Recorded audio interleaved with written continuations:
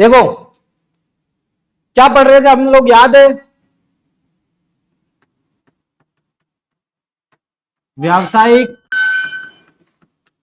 संगठन, ठीक है, बिजनेस ऑर्गेनाइजेशन, जिसके अंदर क्या होते हैं,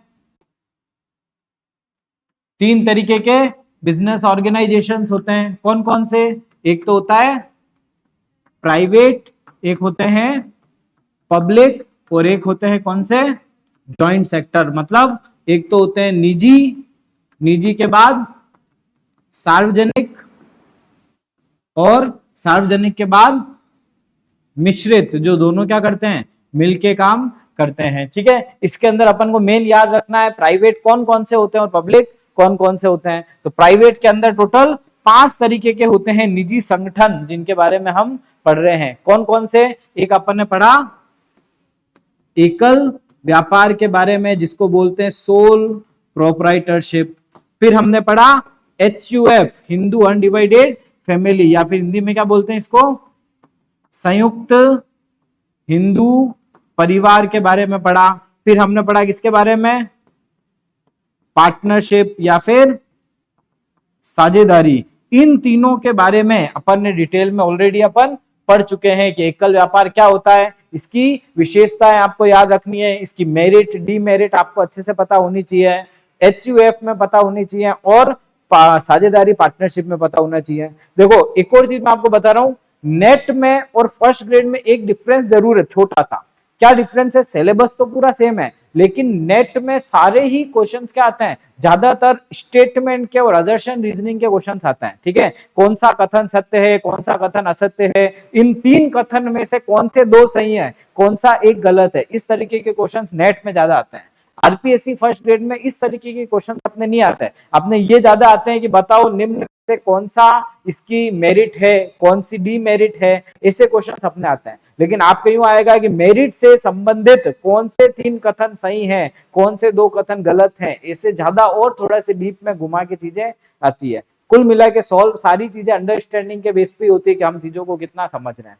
ठीक है, तो आप भी क्या करना, इन सब के बारे में अच्छे से पढ़ना एक बार की। सोल प्रोप्राइटरशिप, एकल व्यापार क्या है, HUF क्या चीज है, साझेदारी क्या है, इसके रूल्स एंड रेगुलेशन सारे जो अपन ने कल समझे थे। आज अपन 2 फॉर्म्स ऑफ बिजनेस को पूरा करेंगे। कौन कौन सा?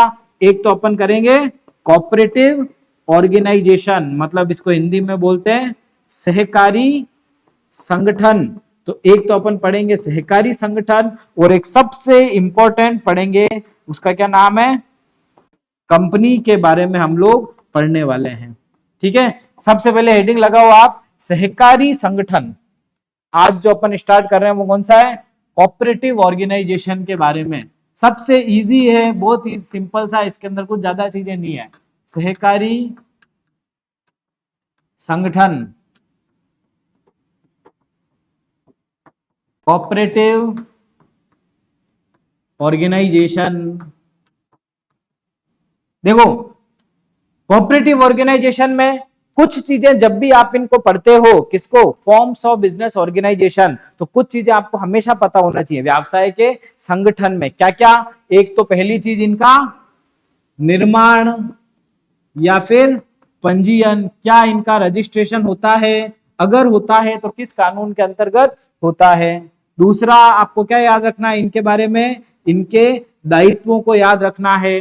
तीसरा किसके बारे में याद करना है, लाभ हानि का बंटवारा किस तरीके से होता है।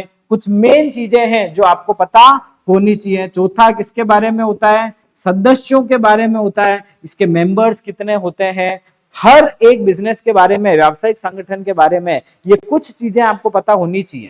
जैसे अगर अपन बात करते हैं किसकी, एकल व्यापार की, तो अपन ने पढ़ा एकल व्यापार का पंजीयन नहीं होता है, कोई रजिस्ट्रेशन नहीं चाहिए। साझेदारी, तो साझेदारी में अपन ने पढ़ा 2 तरीके की साझेदारी होती है, या तो सीमित है या असीमित है। सीमित साझेदारी का पंजीयन आवश्यक है, असीमित साझेदारी का पंजीयन आवश्यक नहीं है। ठीक है, और एक और तीसरा फॉर्म कौन सा पढ़ा, HUF, हिंदू अनडिवाइडेड फैमिली, संयुक्त हिंदू परिवार, उसका भी पंजीयन आवश्यक नहीं है। हर एक की अपनी विशेषता है। इसे ही अगर अपन जा रहे हैं सहकारी संगठन में, पहली चीज समझना, निर्माण या पंजीयन, तो इसका जो पंजीयन है वो क्या होता है, आवश्यक। लिखना मत, एक बार समझ लो सिर्फ, इसका पंजीयन क्या होता है, आवश्यक, अगर मेरे को कोऑपरेटिव ऑर्गेनाइजेशन सहकारी संगठन बनाना है तो मेरे को इसका पंजीयन कराना ही पड़ेगा।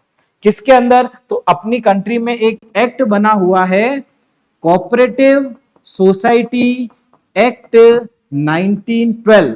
कौन सा अधिनियम बना हुआ है? अपना बना हुआ है सहकारी संगठन अधिनियम 1912। सहकारी संगठन 1912 अधिनियम के अंतर्गत हमको रजिस्ट्रेशन कराना जरूरी है। तो अगर तुमको पूछते हैं कि बताओ सहकारी संगठन का रजिस्ट्रेशन होता है या नहीं होता, तो क्या लिखोगे? होता है, 100% होगा। किसके अकॉर्डिंग होगा? सहकारी संगठन अधिनियम 1912, कोऑपरेटिव सोसाइटी एक्ट 1912 के हिसाब से होता है।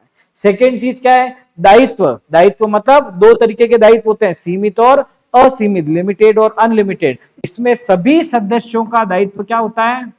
सीमित होता है। Liability of all the member is क्या होती है? लिमिटेड। लाइबिलिटी हमेशा क्या होती है? Limited liability. सीमित दायित्व होता है।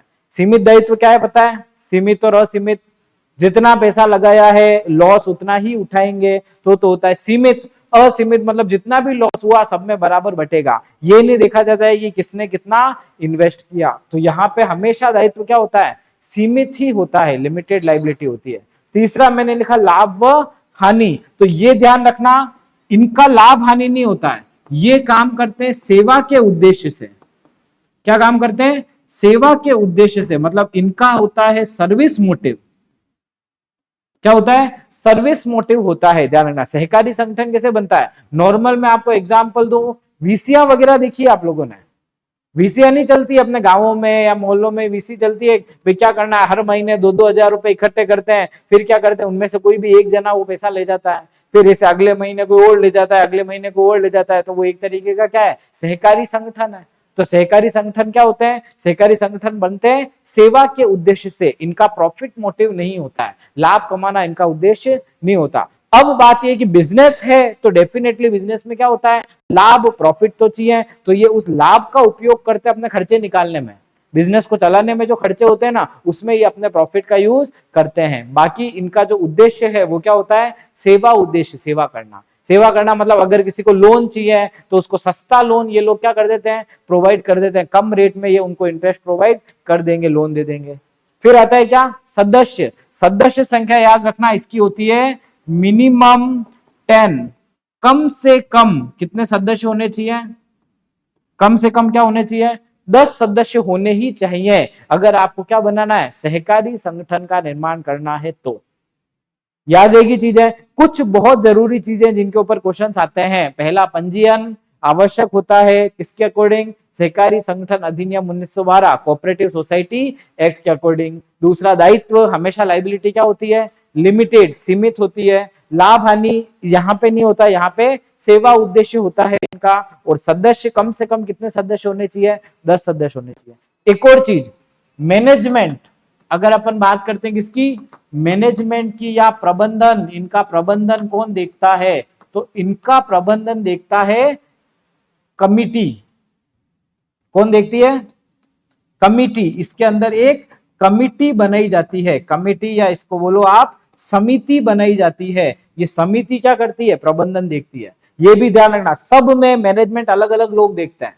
एकल व्यापार, सोल प्रोप्राइटरशिप में प्रबंधन कौन देखता है? जो एकल व्यापारी है वो देखता है। साझेदारी में सारे साझेदार मिलके मैनेजमेंट को देखते हैं, या फिर सक्रिय साझेदार, एक्टिव पार्टनर जो है वो मैनेजमेंट को देखते हैं। एचयूएफ में कौन देखता है? संयुक्त हिंदू परिवार में कर्ता देखता है प्रबंधन। यहां पे प्रबंधन कौन देखता है? तो यहां पे कम से कम 10 सदस्य हैं, ज्यादा से ज्यादा कितने भी हो सकते हैं। तो प्रबंधन कौन देखेगा? तो आप इसके अंदर क्या करोगे? एक कमिटी बनाओगे जिसको बोला जाता है मैनेजमेंट कमिटी। जो कमिटी है उसका नाम भी क्या होता है? मैनेजमेंट कमिटी होती है, प्रबंध समिति। तो वो प्रबंध समिति ही क्या करती है? प्रबंधन देखती है। यही जब आगे अपन कंपनी पढ़ेंगे तो कंपनी का प्रबंधन कौन देखता है? उसके संचालक मंडल देखते हैं, बोर्ड ऑफ डायरेक्टर्स देखते हैं। तो सबके मैनेजमेंट के भी रूल क्या है? अलग अलग है। क्लियर है? लिख लो एक बार इसके बारे में, हेडिंग लगाओ, सहकारी संगठन। सहकारी संगठन क्या होते हैं?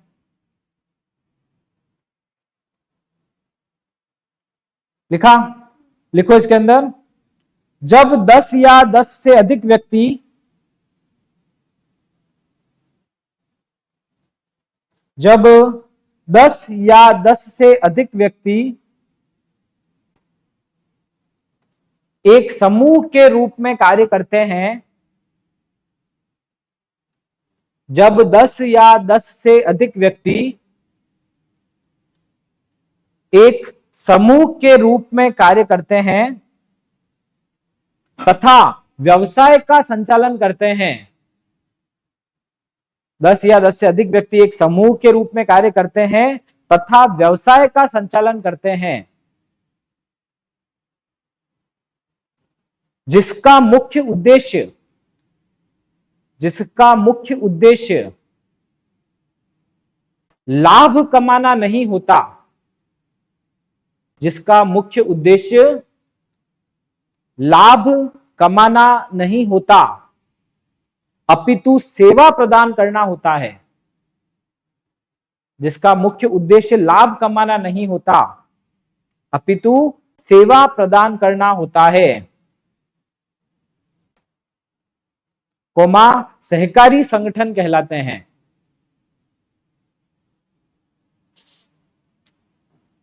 सहकारी संगठन कहलाते हैं। अब लिखो इसकी विशेषताएं या फिर फीचर्स कौन कौन से होते हैं। हेडिंग लगाओ, सहकारी संगठन की विशेषताएं क्या क्या होती है। लिखा, पहला लिखो स्वैच्छिक सदस्यता।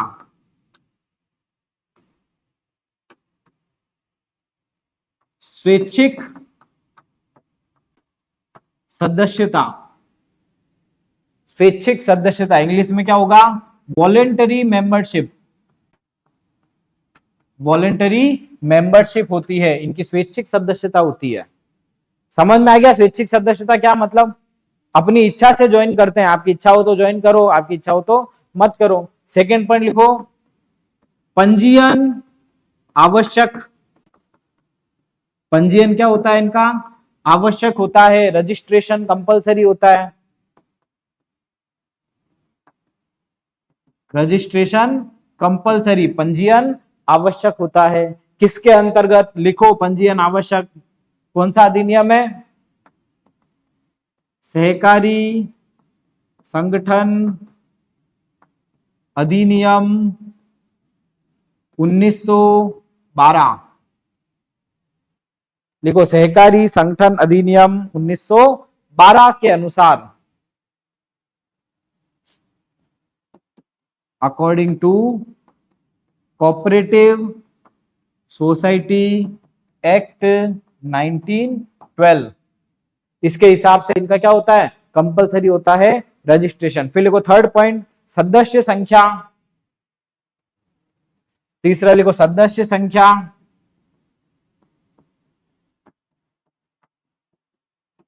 लिखो मिनिमम, न्यूनतम कितने होंगे? 10। अधिकतम कोई सीमा नहीं। अधिकतम कोई सीमा नहीं, नो लिमिट। मैक्सिमम कितने भी मेंबर हो सकते हैं। मिनिमम कितने होते हैं? 10। पार्टनरशिप में बताओ मिनिमम मैक्सिमम। मिनिमम 2, मैक्सिमम कितने होते हैं? 50 होते हैं। इसमें मिनिमम कितने होते हैं? 10 होते हैं और मैक्सिमम कोई लिमिट नहीं होती है। ठीक है, फिर लिखो उद्देश्य। ऑब्जेक्टिव क्या होता है इनका? उद्देश्य क्या होता है? सेवा उद्देश्य होता है, सर्विस मोटिव होता है। सेवा उद्देश्य, उद्देश्य क्या होता है इनका? सर्विस मोटिव होता है, सर्विस मोटिव। लिखा, फिर लिखो नियंत्रण और प्रबंधन। पांचवा लिखो नियंत्रण या प्रबंधन। लिखो कौन करता है? प्रबंध समिति द्वारा। प्रबंध समिति द्वारा, प्रबंध समिति द्वारा, बाय मैनेजमेंट कमिटी।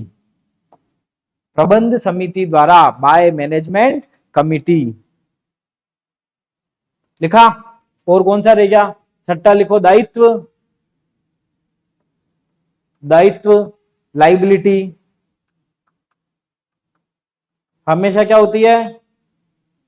सीमित, हमेशा सीमित दायित्व होता है, ऑलवेज लिमिटेड लाइबिलिटी होती है, सीमित दायित्व होता है। क्लियर है? अब क्वेश्चंस कैसे आते हैं? स्टेटमेंट पे क्वेश्चंस आएंगे। Which statement is correct about cooperative society, सहकारी संगठन के बारे में कौन सा कथन सत्य है, कौन सा कथन असत्य है, तो ऐसे क्वेश्चंस आते हैं। ऐसे भी क्वेश्चंस आते हैं, 3 स्टेटमेंट दे देंगे आपको, 3 स्टेटमेंट देंगे, ए बी और सी, तीनों स्टेटमेंट दे दिए। अब आपको पूछेंगे निम्न में से कौन सा कथन सत्य है।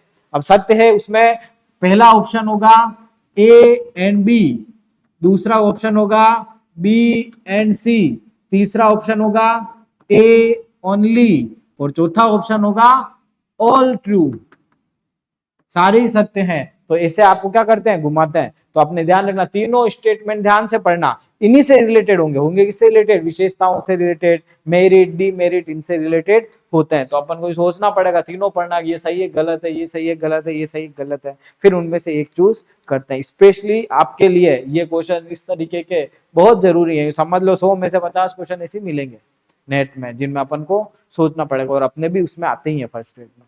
ठीक है, अब लगाओ हेडिंग, लिखो गुण। गुण क्या होते हैं इसके?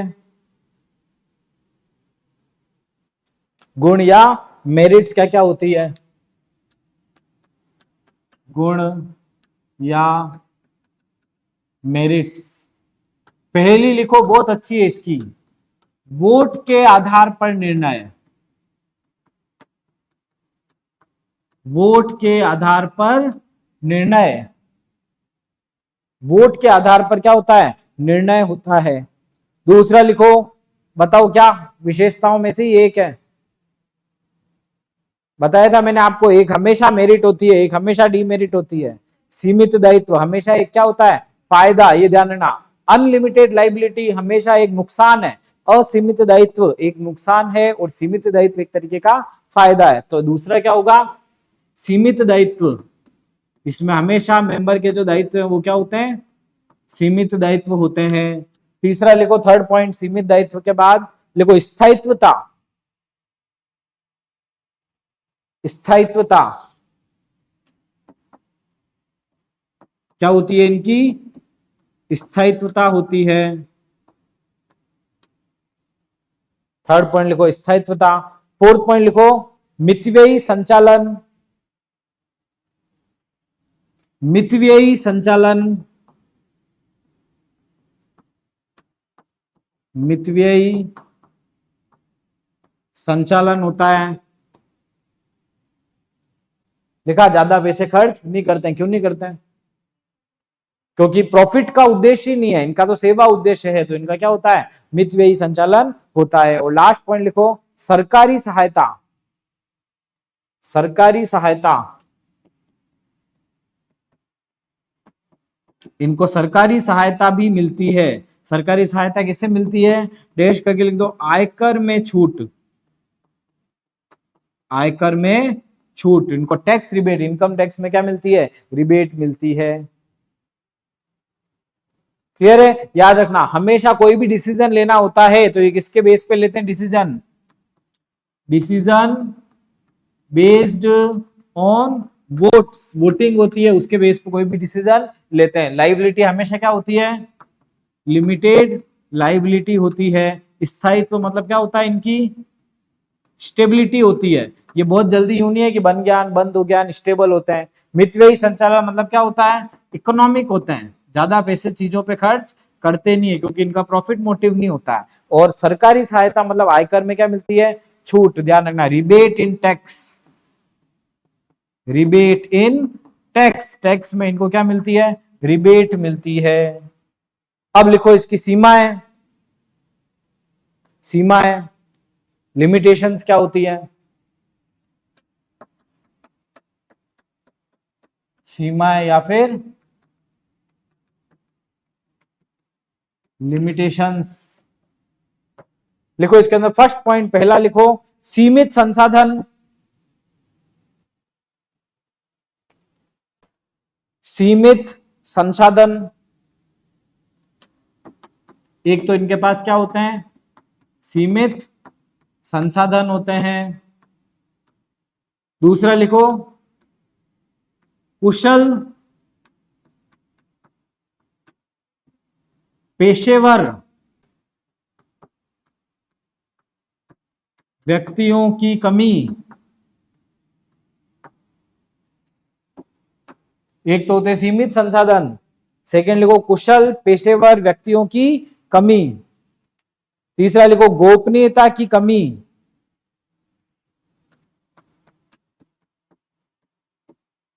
गोपनीयता की कमी, चौथा लिखो सरकारी नियंत्रण,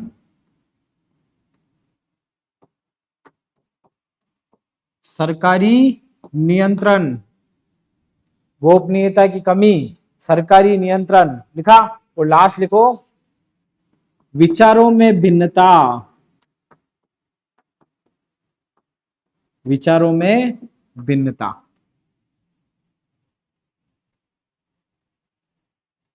समझ में आया कुछ? सीमित संसाधन मतलब क्या होंगे, इनके पास लिमिटेड रिसोर्सेज होते हैं, पूरे रिसोर्सेज नहीं होते हैं। कुशल पेशेवर व्यक्तियों की कमी मतलब प्रोफेशनल्स कोई अपॉइंट नहीं करता है। प्रोफेशनल मतलब हिसाब किताब के लिए सीए चाहिए होता है, कानून का काम करने के लिए सीएस कंपनी सेक्रेटरी की जरूरत होती है, तो ये लोग सीएस अपॉइंट नहीं करते हैं, क्योंकि ये क्या करते हैं, मितव्ययी संचालन, ये पैसा बचाने की कोशिश करते हैं। तो वहां पे पेशेवर व्यक्ति नहीं होते हैं, मतलब नॉन प्रोफेशनल लोग ज्यादा काम करते हैं, नॉन प्रोफेशनल वर्किंग होती है इनकी, ठीक है। गोपनीयता की कमी मतलब नो सीक्रेसी, बताओ क्यों नहीं होती है सीक्रेसी, गोपनीयता क्यों नहीं होगी? सदस्यों की संख्या अनलिमिटेड है, सारे सदस्य कितने हो सकते हैं, 1000 2000, वहां पे क्या सीक्रेसी मेंटेन करोगे? सरकारी नियंत्रण होता है, मतलब गवर्नमेंट इनके लिए क्या करती है, बहुत सारे रूल बनाती है, गवर्नमेंट कंट्रोल होता है। और विचारों में भिन्नता मतलब होता है, क्या हो सकता है इनका, डिफरेंसेस हो सकता है, डिफरेंसेस इन ओपिनियन। भाई जो भी सदस्य है, प्रबंध समिति है, जरूरी थोड़ी सब जने एक ही चीज पे एग्री हो जाए, कुछ और सोच रहा है, कुछ और सोच रहा है, तो इनकी क्या होती है, विचारों में भी भिन्नता होती है, ठीक है। अगेन मैं बोल रहा हूं, जरूरी नहीं है कि यही सारे डीमेरिट होंगे, यही सारे मेरिट होंगे। ये जरूर क्लियर होना चाहिए माइंड में कि सरकारी संगठन क्या चीज है, सहकारी संगठन। अगर ये माइंड में क्लियर है ना कि ये कोऑपरेटिव ऑर्गेनाइजेशन होते हैं, तो इससे रिलेटेड कोई भी चीजें आप कर लोगे, ठीक है। क्योंकि आप अलग अलग बुक में पढ़ोगे, आपको बहुत सारे मेरिट मिल जाएंगे, बहुत सारे डीमेरिट मिल जाएंगे। फीचर्स जो मेन मेन है ना, वो आपको पता होने चाहिए कि भाई ये जो विशेषताएं जिनके अंदर आ रही है, वो सारे कौन होते हैं, सहकारी संगठन, कोऑपरेटिव ऑर्गेनाइजेशन होते हैं। तो इनके बेसिस पे फिर अपन को क्या करना पड़ेगा, इनके बारे में थोड़ा सा सोचना पड़ेगा कि ये मेरिट, ये डीमेरिट, इनके इस तरीके से चलते हैं। क्लियर? थोड़ा सा लॉजिकली चलेंगे तो अपने आप क्या हो जाते हैं, एमसीक्यू सही हो जाते हैं, ठीक है। एक चीज और लिख लो, सहकारी समितियों के प्रकार, क्योंकि ये उस बुक में दे रखे हैं 11 12 की बुक में, मेन सहकारी समितियों के प्रकार।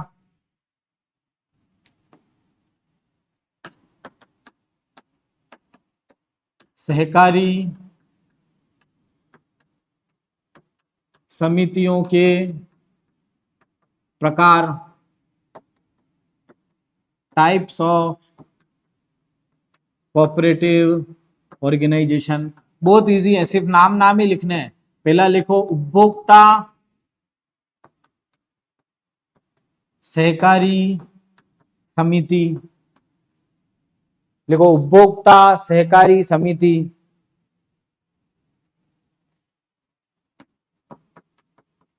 उत्पादन सहकारी समिति, विपणन सहकारी समिति,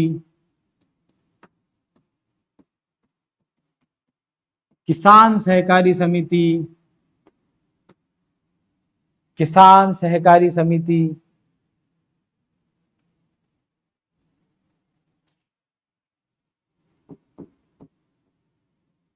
ऋण सहकारी समिति, आवास सहकारी समिति, ये सब होती है अलग अलग सहकारी समिति। इसको बोलते हैं consumer cooperative organisation, producer cooperative organisation, marketing cooperative organisation, farmers cooperative organisation, डेप्ट या लोन, और रेजिडेंशियल कोऑपरेटिव ऑर्गेनाइजेशन। क्लियर है? अब ये पढ़ के ही पता चल रहा है ये क्या काम करेंगे बताओ। उपभोक्ता वाला किससे रिलेटेड काम करेगा? कंज्यूमर, उपभोक्ता से रिलेटेड। उत्पादन वाला प्रोडक्शन से रिलेटेड सारी चीजें देखता है। विपणन वाला मार्केटिंग से रिलेटेड। किसान सहकारी समितियां किसानों के लिए काम करती है। ऋण वाले लोन देने लेने का काम करते होंगे। आवास मतलब घर कितने बनाने, कहाँ बनाने, ये नहीं होते अपने हाउसिंग बोर्ड, हाउसिंग सोसाइटियां नहीं होती है, तो वो ऐसे काम करती है। क्या करेंगे? जमीन खरीदेंगे, सस्ते में घर बनाएंगे, उन लोगों को देंगे जो जरूरतमंद है, कम रेट में उनको घर दे देंगे। सरकार यही तो काम करती है, जिसमें अपन क्या करते हैं, बिड लगाते हैं, पेपर में देते हैं, इतने घर बन रहे हैं, फिर उन घरों में क्या होता है, नीलामी होती है, उस हिसाब से आपको घर अलॉट होते हैं। तो वो सब काम करते हैं किसके अंदर? रेजिडेंशियल सहकारी समिति चलती है, आवास सहकारी समिति। क्लियर है? तो सहकारी समिति संगठन इतना इंपॉर्टेंट नहीं है ज्यादा, फीचर्स वगैरह बहुत इंपॉर्टेंट है, इनको आप क्या करना, याद करना। ठीक है? अब आ रहा है मेन कौन सा?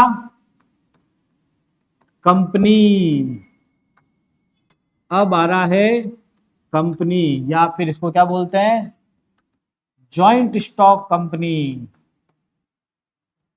कंपनी बोलो या जॉइंट स्टॉक कंपनी भी बोलते हैं। जॉइंट स्टॉक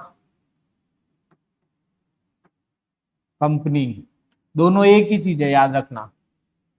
कंपनी या जॉइंट स्टॉक कंपनी।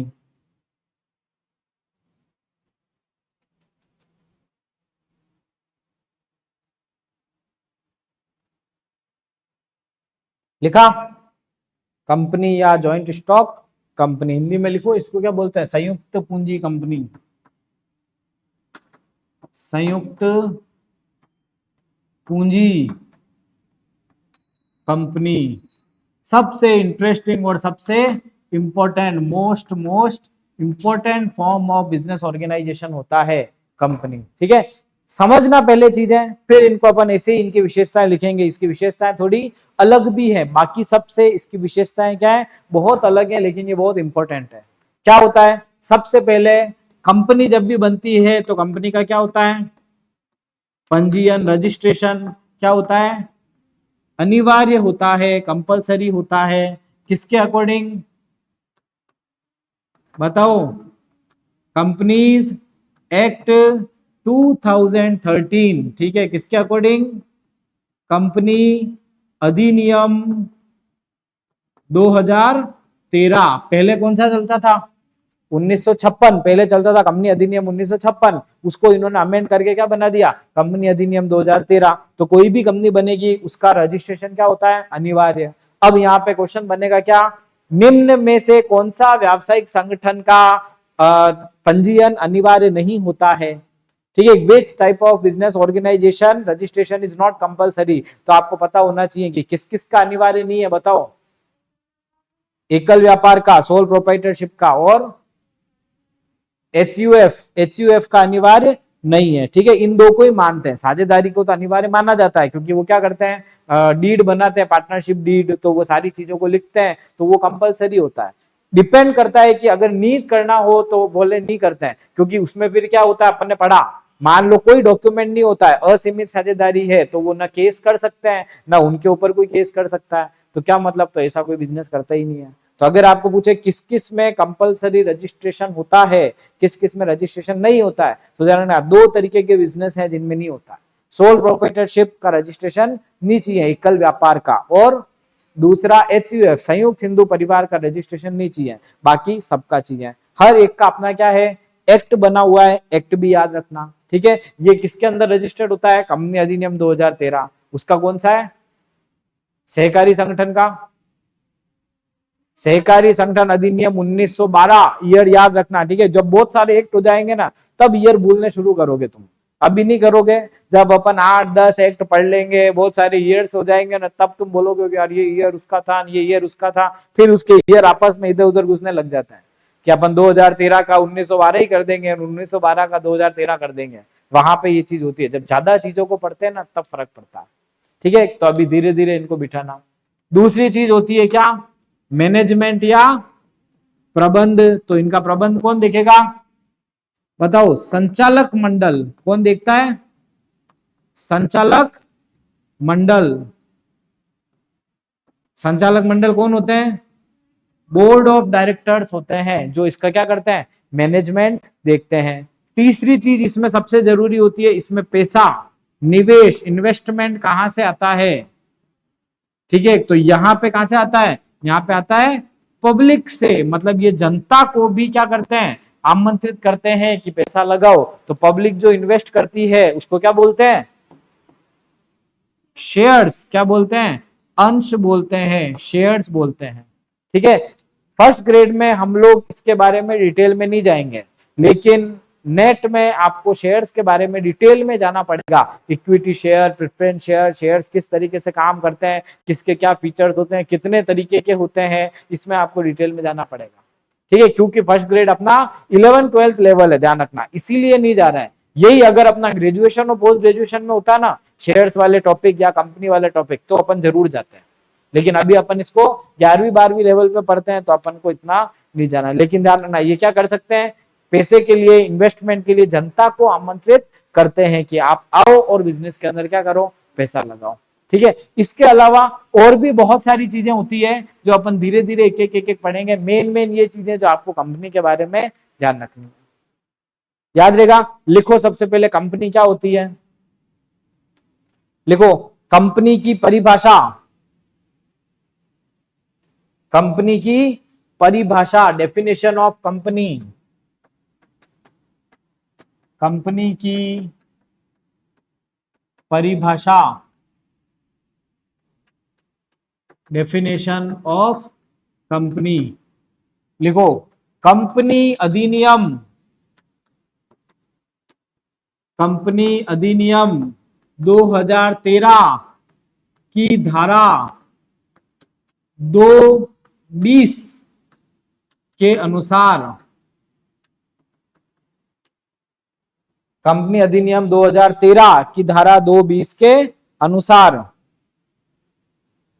कंपनी से आशय एक ऐसी संस्था से है, कंपनी से आशय एक ऐसी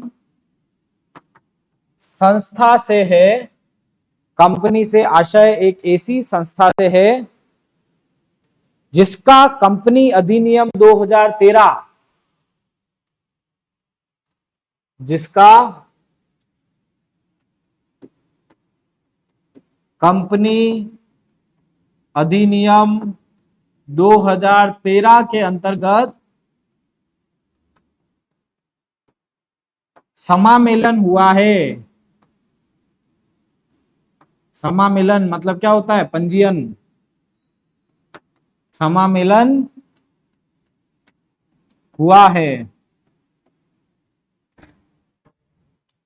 लिखो कंपनी की परिभाषा, कंपनी अधिनियम 2013 की धारा 220 के अनुसार कंपनी से आशय एक ऐसी संस्था से है जिसका कंपनी अधिनियम के अंतर्गत समामेलन हुआ है।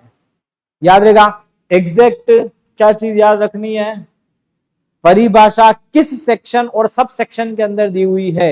ये क्वेश्चन पूछते हैं जो अक्सर बच्चों को नहीं आता है, क्योंकि ये थोड़ा सा क्या है, डीप नॉलेज वाली चीज हो गई। भाई ये तो पता है कंपनी अधिनियम की परिभाषा कहाँ दी हुई होगी, कंपनी अधिनियम 2013 में दी हुई होगी, लेकिन किस सेक्शन के अकॉर्डिंग है, तो सेक्शन 220 धारा 220 के हिसाब से दी हुई है। तो ये याद रखने की चीज है। ठीक है, अब हेडिंग लगाओ कंपनी की विशेषताएं। कंपनी की विशेषताएं,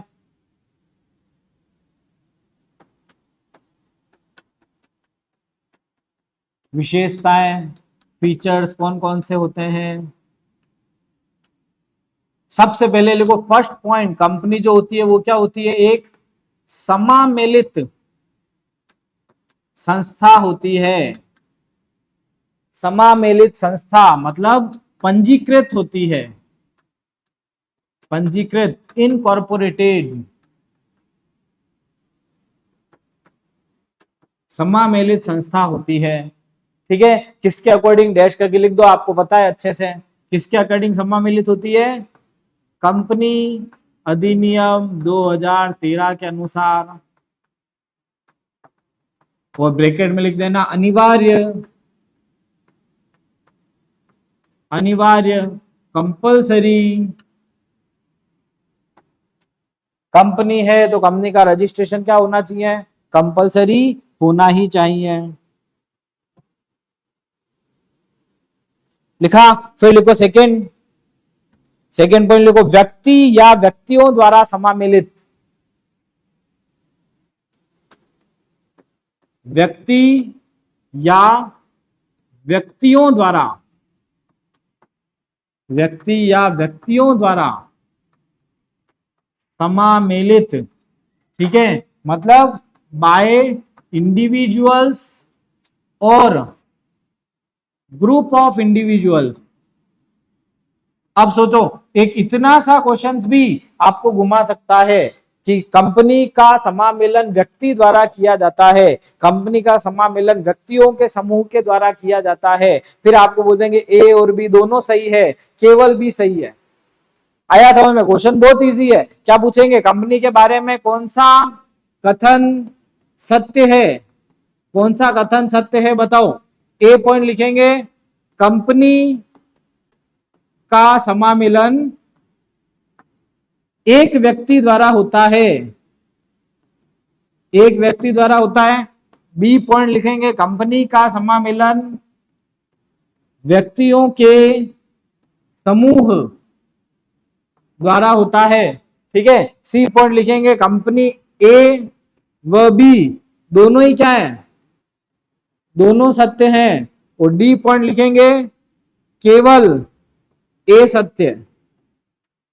आया समझ में? तो ऐसे घुमाते हैं, तो ज्यादातर स्पेशली नेट में तो ऐसे ही क्वेश्चन आते हैं, तो वो इन्हीं चीजों में आपको कंफ्यूज करते हैं। अब अपन पढ़ने में सोचते हैं कि ये छोटी सी चीज है, लेकिन ये छोटी सी चीज भी एग्जाम में आपका क्वेश्चन गलत करा देती है। तो ध्यान रखना, एक जना भी चाहे तो कंपनी बना सकता है, ग्रुप ऑफ पर्सन 5-6 जने मिलकर भी क्या कर सकते हैं, कंपनी बना सकते हैं। फिर लिखो थर्ड पॉइंट, अभिदाता या सदस्य संख्या। थर्ड पॉइंट लिखो, अभिदाता या सदस्य संख्या। मेंबर्स की अगर बात करते हैं, मेंबर्स या सब्सक्राइबर्स, कंपनी के मेंबर्स कितने होते हैं, लिखो इसके अंदर फर्स्ट, एकल व्यक्ति कंपनी, निजी कंपनी और सार्वजनिक कंपनी, तीनों का पता है क्या, पढ़ा हुआ है कहीं। एकल व्यक्ति कंपनी, एकल व्यक्ति कंपनी कौन सी होती है, ओपीसी, इसको बोलते हैं only person company, only person company. फिर निजी कंपनी, प्राइवेट, और तीसरा सार्वजनिक कंपनी, मतलब public company, public organisation, public company, दोनों अलग अलग मैटर करते हैं। याद है आपको, पब्लिक सार्वजनिक संगठन बोलूं अगर मैं, या सार्वजनिक कंपनी बोलूं, दोनों में डिफरेंस है। सार्वजनिक संगठन कौन से होते हैं, वो तीनों विभागीय उपकरण होते हैं। ठीक है, विभागीय उपक्रम, वैधानिक उपक्रम, सरकारी कंपनियां, वो तीनों होते हैं सार्वजनिक संगठन। ये जो है ये सार्वजनिक कंपनी है। सार्वजनिक कंपनी वो होती है जो बाजार में शेयर इश्यू कर रही है, जो अंशों का निर्गमन कर सकती है। निजी कंपनी वो होती है जो अंशों का निर्गमन नहीं कर सकती। ध्यान रखना, प्राइवेट कंपनी शेयर इश्यू नहीं कर सकती। फॉर एग्जांपल अपने यहाँ मिराज कंपनी, मिराज सुना है नाम, अपने यहाँ की है, उदयपुर, राजसमंद उदयपुर की लोकल मिराज कंपनी कौन सी कंपनी है, प्राइवेट या पब्लिक है, तो प्राइवेट है। क्यों प्राइवेट है, उसने अभी तक शेयर्स इशू नहीं किया मार्केट में। जिस दिन मिराज कंपनी शेयर्स इशू करेगी उस दिन वो क्या बन जाएगी, एक पब्लिक कंपनी बन जाएगी। तो अगर आपको पूछते हैं एकल व्यक्ति कंपनी में कितने मेंबर होने चाहिए, तो ये तो बहुत इजी है, मिनिमम एंड मैक्सिमम कौन होता है, एक ही सदस्य होता है, मिनिमम मैक्सिमम एक।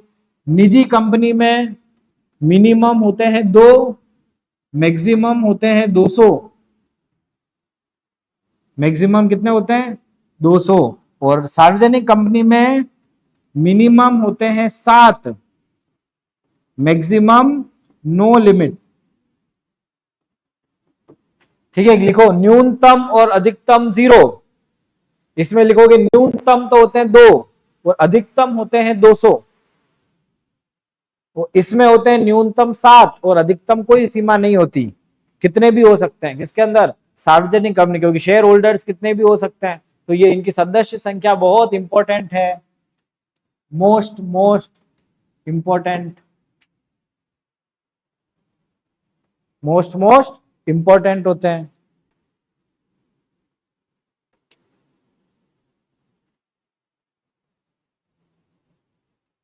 क्लियर है? एक चीज और ध्यान रखना, ये जो है ना ओनली पर्सन कंपनी, ओपीसी, एकल व्यक्ति कंपनी, ये टर्म पहले नहीं था, इस टर्म की शुरुआत 2013 से ही हुई है। कंपनी अधिनियम 2013।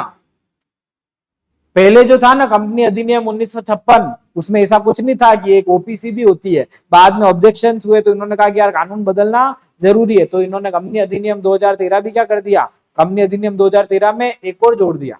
पहले जो पढ़ते थे ना वो 2013 के पहले निजी और सार्वजनिक कंपनी पढ़ते थे, ये पढ़ते ही नहीं थे।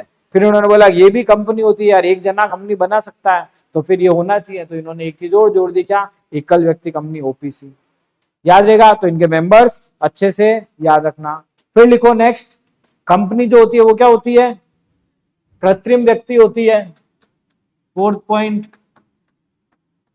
कृत्रिम व्यक्ति। कृत्रिम व्यक्ति कौन होता है? आर्टिफिशियल पर्सन होता है कृत्रिम व्यक्ति। ठीक है, कौन होता है? कानून द्वारा निर्मित, ये होता है कानून द्वारा निर्मित, याद रखना, क्रिएटेड बाय लॉ होता है, कानून द्वारा निर्मित होता है। कंपनी एक कृत्रिम व्यक्ति होती है। लिखा, अब इससे क्या मतलब है बताओ, कृत्रिम व्यक्ति मतलब क्या हुआ?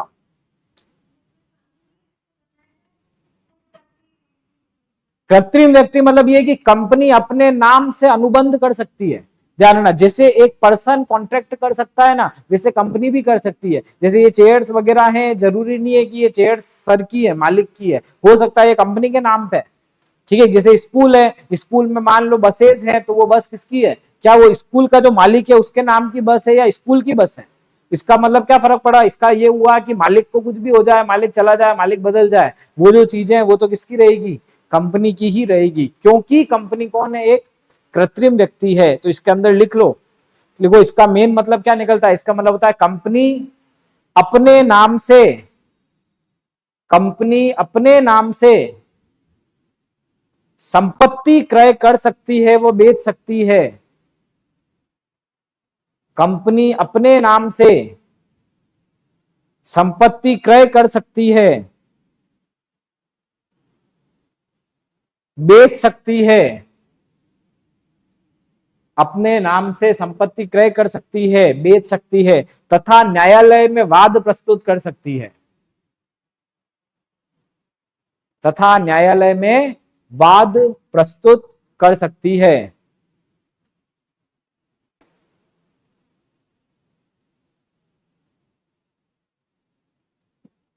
न्यायालय में वाद प्रस्तुत कर सकती है।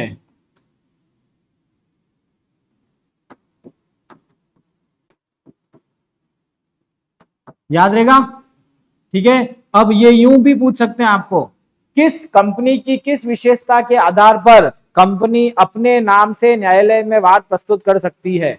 कौन सी विशेषता है जो ये कहती है? तो वो विशेषता कौन सी होगी? आर्टिफिशियल पर्सन होगी, कृत्रिम व्यक्ति होती है कंपनी, इसीलिए। ठीक है, फिर देखो, पृथक वैधानिक अस्तित्व होता है कंपनी का, इसको क्या बोलते हैं? Separate legal entity, separate legal entity, पृथक वैधानिक अस्तित्व होता है। ठीक है, मतलब लिख लो डैश करके, कंपनी व कंपनी का मालिक, कंपनी का स्वामी, दोनों अलग अलग होते हैं। पृथक वैधानिक अस्तित्व मतलब क्या है? कंपनी और कंपनी का स्वामी अलग अलग होते हैं।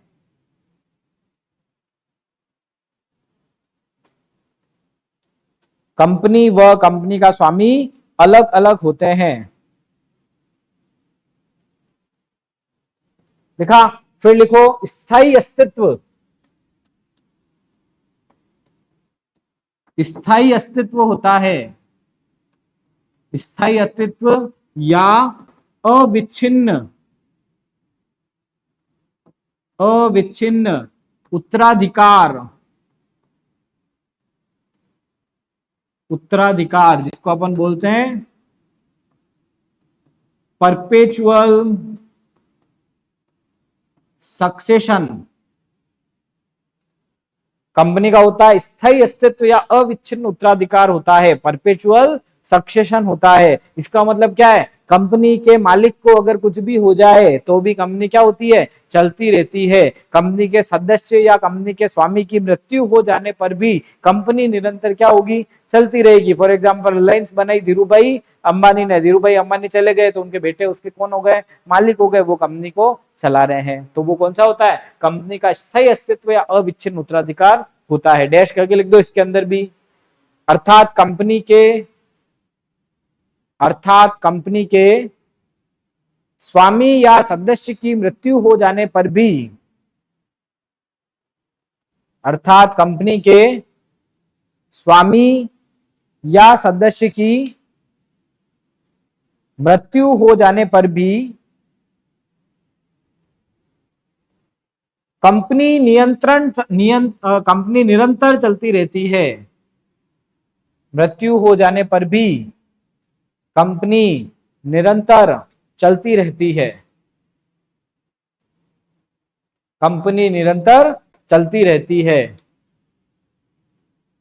फिर लिखो कंपनी की क्या होती है, सार्वमुद्रा होती है। सार्वमुद्रा मतलब कॉमन सील। कंपनी की क्या होती है, सार्वमुद्रा कॉमन सील। हिंदी जोरदार होती है, संस्कृत के बराबर। हिंदी मीडियम के बच्चे इसे पढ़ते हैं, अब ये क्या है, अविच्छिन्न उत्तराधिकार विचार, किसी को पूछ ले क्या लिखेगा ये, चलो फिर भी पता चलता है परपेचुअल सक्सेशन, हाँ चल रही है कोई चीज। अब अविच्छिन्न तो आदमी सोचता रह जाए हिंदी है कि संस्कृत है। लिखा सार्वमुद्रा। सार्वमुद्रा क्या होती है, कंपनी की कॉमन सील होती है। पता है क्या होती है, कंपनी क्या होता है, किसी भी प्रलेख को ऑथोराइज करना, अधिकृत करने के लिए कंपनी अपनी छाप का उपयोग करती है। जैसे कोई भी पर्सन क्या करता है, डॉक्यूमेंट को साइन करता है, कंपनी तो साइन कर नहीं सकती, तो कंपनी अपनी सील लगाती है, थप्पा लगाती है, उसको अपन क्या बोलते हैं, सार्वमुद्रा होता है। इतना सा लिख दो डैश करके, किसी भी प्रलेख को अधिकृत करने के लिए। सार्वमुद्रा मतलब क्या होता है, किसी भी प्रलेख को अधिकृत करने के लिए, टू ऑथोराइज्ड एनी डॉक्यूमेंट, किसी भी प्रलेख को अधिकृत करने के लिए सार्वमुद्रा का उपयोग होता है। अधिकृत करने के लिए सार्वमुद्रा का उपयोग होता है। कॉमन सील का क्या किया जाता है, यूज किया जाता है। और लास्ट लिखो सीमित दायित्व। हमेशा क्या होता है, सीमित दायित्व होता है। सीमित दायित्व होता है, कंपनी में हमेशा क्या होती है, लिमिटेड लाइबिलिटी ही होती है। सारे सदस्यों का दायित्व हमेशा क्या होता है, सीमित होता है।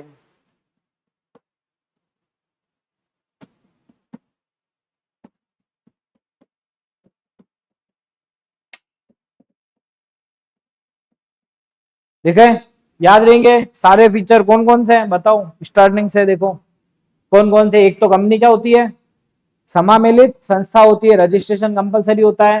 कंपनी का निर्माण समामेलन व्यक्ति व व्यक्तियों के समूह द्वारा किया जा सकता है। फिर कंपनी के अभिदाता या सदस्य संख्या याद रखना कितनी होती है, एकल की कितनी, अधिकतम और न्यूनतम दोनों पता होने चाहिए। मिनिमम टू मैक्सिमम 200 होती है, मिनिमम टू मैक्सिमम कोई लिमिट नहीं होती है। कृत्रिम व्यक्ति होती है कंपनी, क्योंकि कानून द्वारा निर्मित है, अपने नाम से संपत्ति बेचेगी और खरीदेगी। वैधानिक अस्तित्व होता है कंपनी का। स्थायी अस्तित्व या अविच्छिन्न उत्तराधिकार लगातार चलती रहती है। सार्वमुद्रा होती है। और कंपनी का क्या होता है, सीमित दायित्व होता है। ठीक है, अब लिखो इसके कुछ गुण और सीमाएं भी लिख दो। लिखो गुण सिर्फ पॉइंट पॉइंट ही है, बहुत इजी है। मेरिट्स, कुछ तो अपन ने पढ़ लिए ऑलरेडी। गुण या मेरिट्स क्या होते हैं? लिखो, पहला तो सीमित दायित्व, आंख बंद करके मेरिट में लिख देना, कहीं भी आता है तो क्या होता है? सीमित दायित्व होता है। हमेशा क्या होती है? लिमिटेड लाइबिलिटी होती है।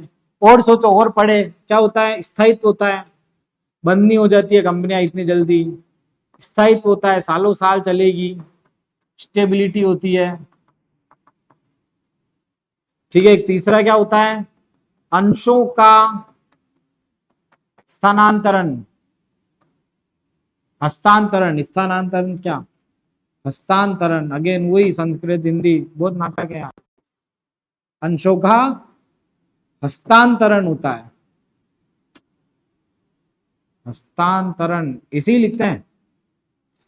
सही लिखा है? इंग्लिश में क्या लिखेंगे? Transfer of shares. अब देखो, ये एक ऐसी विशेषता है जो सिर्फ कंपनी में पाई जाती है और किसी में नहीं पाई जाती। ये पूछ सकते हैं आपको। ट्रांसफर ऑफ शेयर सिर्फ कंपनी में ही होता है। सोल प्रोप्राइटरशिप में ऐसा नहीं होता कि आज मैं मालिक हूं, कल कोई और मालिक बन गया बिजनेस का। साझेदारी में ये नहीं होता है कि आज मैं साझेदार हूं, मेरी जगह कल कोई और आके बिजनेस करेगा। ध्यान रखना, साझेदार जाए अगर, ये भी बहुत इंपॉर्टेंट है, साझेदार अगर चला जाता है ना तो वो कोई दिक्कत नहीं है। जैसे 5 पार्टनर हैं, 5 पार्टनर में से एक चला गया तो 4 जने अगर बिजनेस कर रहे हैं तो भी वो फर्म चलती रहेगी। लेकिन ऐसा नहीं होता है कि मैं 5 जने उनमें एक चला गया, उसने किसी और को भेज दिया कि अब मैं पार्टनर नहीं हूं, ये पार्टनर है। ऐसा नहीं होता है, ठीक है? क्योंकि साझेदारी में हस्तांतरण नहीं हो सकता, अंशों का शेयर ट्रांसफर नहीं होता है, जो मालिक है वही रहेगा। ठीक है, तो ये भी याद रखना, अंशों का क्या होता है? हस्तांतरण। शेयर्स खरीदते हैं और बेचते हैं। और कौन कौन से लिखो? हाँ, ऑनलाइन बंद हो गया, कोई बात नहीं। Educator has ended the session. Sir को बुलाना पड़ेगा।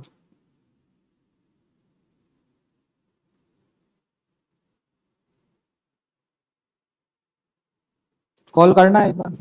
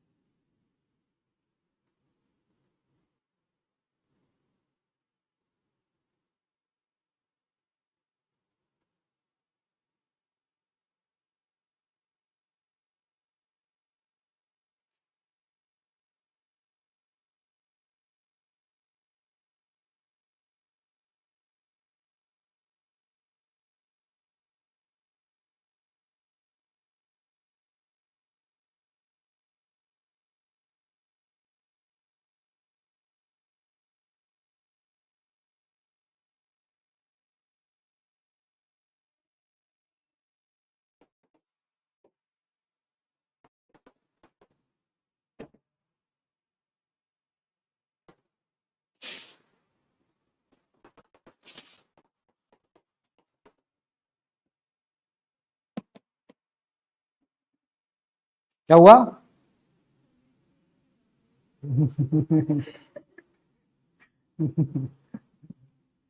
अच्छा, ऐसा लिखा हुआ आया है उसमें, मैंने देखा नहीं।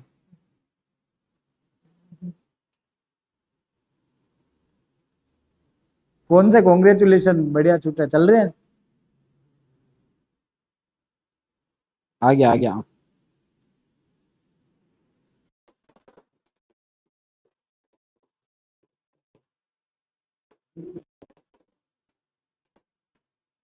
क्या है? तो कहां तक आए अपन? अंशों का हस्तांतरण। मैंने कहा टेक्निकल एरर जो होते हैं वो क्या होते हैं? अच्छे होते हैं। वो थोड़ा सा अपन को क्या करते हैं, मन लगा देते हैं, डिस्ट्रैक्ट करते हैं, लगातार पढ़ते रहते हैं तो वाह बढ़िया, टेक्निकल एरर ही आ जाए। ठीक है, क्या क्या लिखा? स्थायी अस्तित्व। लिखो, एक तो अधिक विस्तार की संभावना, अधिक विस्तार की संभावना, अधिक विस्तार की संभावना होती है। और 5वां लिखो, पेशेवर प्रबंधन होता है इनका, पेशेवर प्रबंधन होता है। मोर एक्सपांशन। और क्या होता है? Professional management. बताओ ये क्यों होगा? पेशेवर प्रबंधन होता है इनका। हाँ, पेशेवर हमेशा रखना, जहां पे ये वर्ड आ जाता है मतलब ये लोग सीए, सीएस, लॉयर इनको अपॉइंट करते हैं। इनमें हिसाब किताब का काम, टैक्स का काम कंपनी में कौन करेगा? सीए करेगा। पेशेवर प्रबंधन होता है। बाकी बाकी सब नहीं करते। अपन ने पढ़ा सहकारी समिति पेशेवर प्रबंधन नहीं होता है, वो फालतू का खर्चा करते नहीं है, कंपनी को तो करना पड़ता है। ठीक है, तो ये क्या है? इसकी पांचों गुण या मेरिट है। अब लिखो सीमाएं, सीमाएं या डीमेरिट।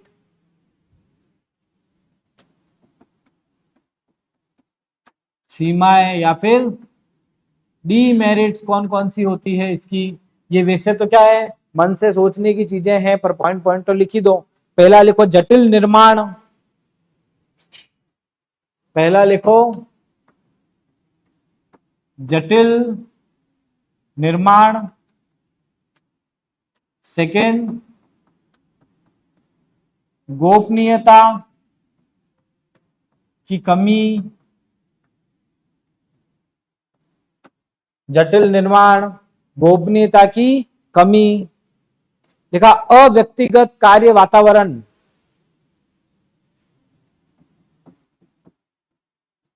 अव्यक्तिगत कार्य वातावरण, अव्यक्तिगत कार्य वातावरण होता है इनका। लिखा, फिर लिखो अनेक नियम, अनेक नियम, नियम बहुत सारे होते हैं। अनेक नियम और सदस्यों में टकराव, सदस्यों या संचालकों में, दोनों में लिख दो, संचालकों में टकराव। जटिल निर्माण मतलब कॉम्प्लेक्स फॉर्मेशन होता है, सिक्रेसी कम होती है, सिक्रेसी लेस कम होती है। अव्यक्तिगत कार्य वातावरण से क्या समझे बताओ? अव्यक्तिगत कार्य वातावरण होता है मतलब इनका नॉन पर्सनल एनवायरनमेंट है।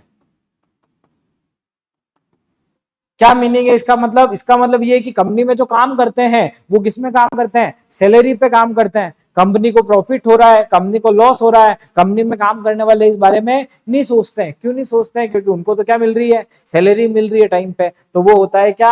अव्यक्तिगत कार्य वातावरण। ध्यान रखना, लिख लो भले ब्रैकेट में, कर्मचारियों को क्या दिया जाता है? वेतन, सैलरी दी जाती है। इसे कोई भी पॉइंट हो ना, तो पॉइंट के अंदर जो इंटरनल चीजें है ना उनको यूं लिख लो, वो याद रहता है, कॉन्सेप्ट क्लियर करता है। आया समझ में? भाई मैं जहां भी जॉब करता हूँ, मान लो मेरे को वहां अच्छा रिजल्ट आ रहा है, नहीं आ रहा है, बच्चे एडमिशन हो रहे हैं, नहीं हो रहे, मेरी सैलरी मेरे को क्या मिल रही है? टाइम पे मिल रही है, क्योंकि वहां पे क्या है? नॉन पर्सनल एनवायरमेंट है। लॉस हो रहा है तो ओनर का, फायदा हो रहा है तो किसका? ओनर का होता है। ठीक है, फिर क्या होता है? अनेक नियम, रूल्स रेगुलेशंस बहुत सारे होते ही है कंपनी के, रूल्स एंड रेगुलेशन होते ही हैं बहुत सारे हैं। और सदस्यों व संचालकों में क्या होता है? टकराव हो सकता है, डिस्प्यूट्स हो सकते हैं, डिस्प्यूट्स अमंग मेंबर्स, मेंबर्स के बीच में क्या होते हैं? डिस्प्यूट्स होते हैं। क्लियर है? ये कुछ क्या है? बेसिक बेसिक चीजें जो अपन ने समझी। अब मेन जो इस चैप्टर में अपन को समझना है वो ये वाला ही लॉजिक है। क्या समझना है? जटिल निर्माण, कंपनी का फॉर्मेशन, याद है? पढ़ा है कई बार आपके, आया होगा। फॉर्मेशन ऑफ कंपनी बहुत इंपॉर्टेंट होता है। एक बार अपन क्या कर रहे हैं, आज इंट्रोडक्टरी फॉर्म में पढ़ रहे हैं, कल अपन इसको प्रॉपर पढ़ेंगे, फॉर्मेशन ऑफ कंपनी। और इस टॉपिक को अपन कंप्लीट करेंगे। मैं सोच रहा था आज हो जाए, लेकिन आज नहीं होगा, अब ये कल होगा। कंपनी का निर्माण समझना। देखो कंपनी का निर्माण कैसे होता है। कंपनी के निर्माण के अंदर चार अवस्थाएं होती है। क्या होती है? चार अवस्थाएं। अवस्थाएं मतलब क्या होती है? स्टेजेस। फोर होती है इसकी स्टेजेस। कौन कौन सी? एक तो होती है प्रवर्तन अवस्था, दूसरी होती है समामेलन अवस्था, फिर होती है तीसरी पूंजी अभिदान अवस्था, और चौथा होता है व्यवसाय का प्रारंभ, व्यवसाय का प्रारंभ। ठीक है, सबसे पहली promotion stage, incorporation stage, incorporation stage, capital subscription stage,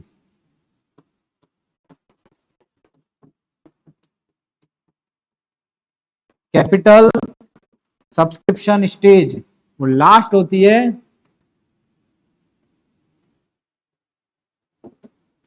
commencement of business.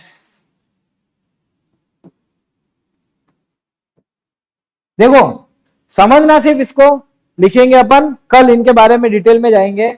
अगर आपको कंपनी बनानी है तो कंपनी बनाने के लिए पहली जो स्टेज है वो कौन सी है? प्रमोशन स्टेज, प्रवर्तन अवस्था होती है। प्रवर्तन अवस्था में क्या होता है? एक पर्सन होता है प्रवर्तक। कौन होता है? प्रवर्तक होता है। प्रवर्तक जिसको अपन क्या बोलते हैं? प्रमोटर। एक पर्सन होता है कौन? प्रमोटर।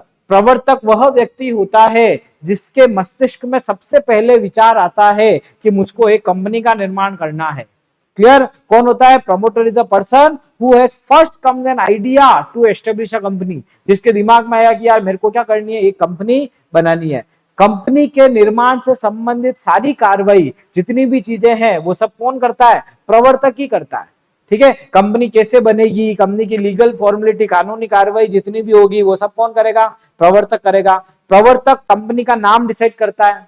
क्या करता है? कंपनी का नाम डिसाइड करता है कि कंपनी का नाम को क्या होगा।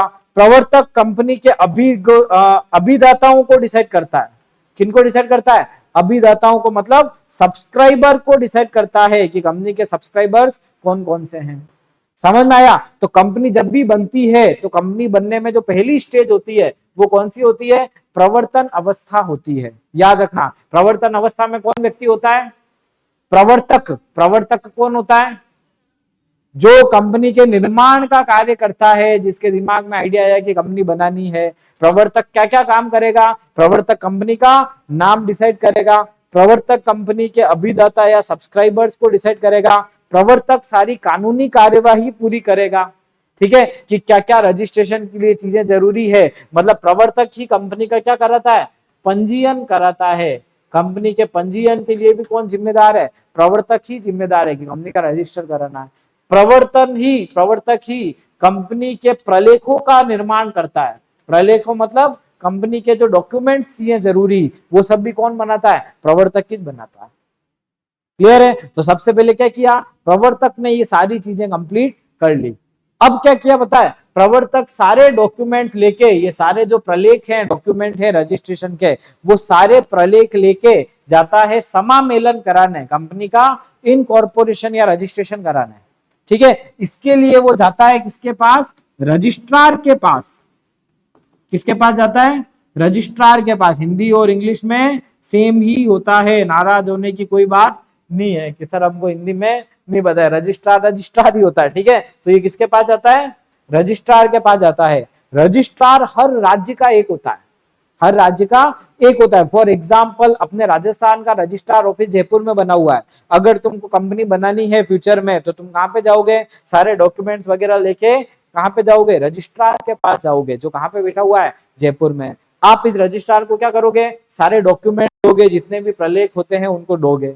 रजिस्ट्रार जो होता है वो उन डॉक्यूमेंट्स को क्या करेगा? सबको चेक करेगा कि हाँ आपके डॉक्यूमेंट्स प्रॉपर है या नहीं है। किसी को ऑब्जेक्शन होगा तो मंगाएगा कि भाई ऐसी कंपनी बनने आई है। अगर ये संतुष्ट हो जाता है तो ये आपसे एक फीस लेगा, और फीस लेने के बाद ये आपकी कंपनी को क्या कर देगा?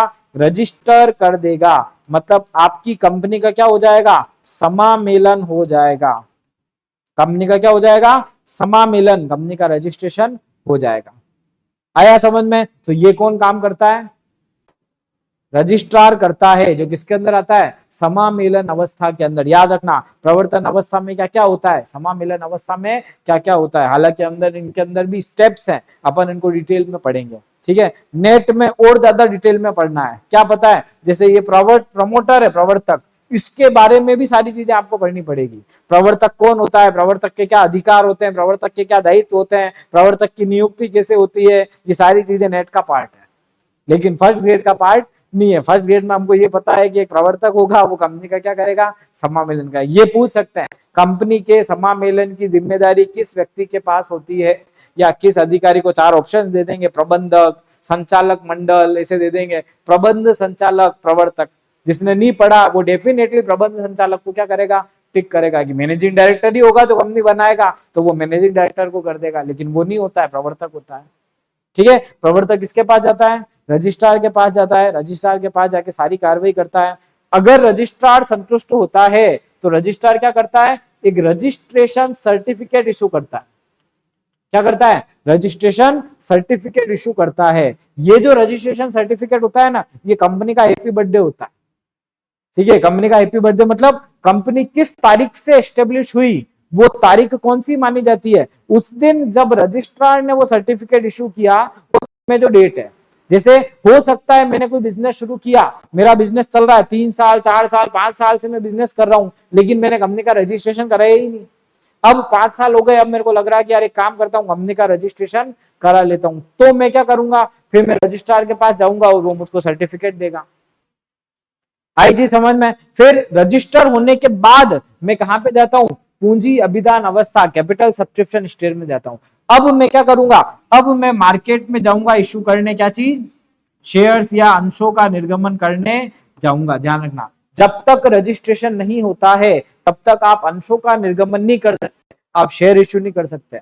शेयर इशू करने के लिए पहले सेबी से परमिशन लेनी पड़ती है, स्टॉक एक्सचेंज में जाना पड़ता है, स्कंद विनिमय केंद्र में, वहां पे आपको रजिस्टर कराना पड़ता है अपने आप को, ऐसे पूरा करना पड़ेगा आपको क्या, प्रोसेस, ठीक है। फिर उसके बाद क्या होता है, कमेंसमेंट ऑफ बिजनेस। जब आपके पास पैसा आ जाता है, कैपिटल आ जाती है, तब आप वापस रजिस्ट्रार को बोलते हो कि भाई मेरे पास पैसा भी आ गया, मैंने शेयर इशू कर दिया, मेरे को क्या करना है, बिजनेस शुरू करना है। तो क्या होगा, वापस रजिस्ट्रार आपको ये सर्टिफिकेट देगा, certificate of commencement of business, व्यवसाय प्रारंभ करने का प्रमाण पत्र, कि अब आप अपने व्यवसाय को शुरू कर सकते हो, ठीक है। तो ऐसे क्या बनती है, पूरी कंपनी का निर्माण होता है। तो कंपनी के निर्माण में कितनी अवस्थाएं, 4, कौन कौन सी, प्रवर्तन, फिर समामेलन अवस्था, फिर पूंजी अभिदान अवस्था, और फिर व्यवसाय का प्रारंभ है, ठीक है। तो अपन इन सब के बारे में बहुत डिटेल में अच्छे से समझेंगे, क्योंकि इंपॉर्टेंट है, दोनों में ही इंपॉर्टेंट है, और नेट में बहुत ही ज्यादा